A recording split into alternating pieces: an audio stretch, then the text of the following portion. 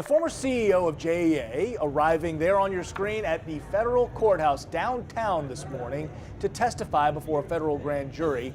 They are all investigating the failed sale of the utility, JEA, as first reported by our news partners at the Florida Times-Union.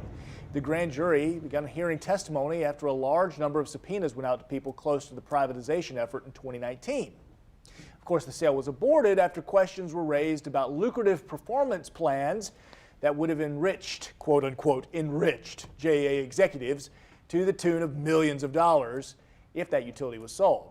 Paul McElroy there going into the federal courthouse did decline to comment as he entered. His attorney said he would not be speaking today, and he exited pretty quickly as well, so you wonder what happened.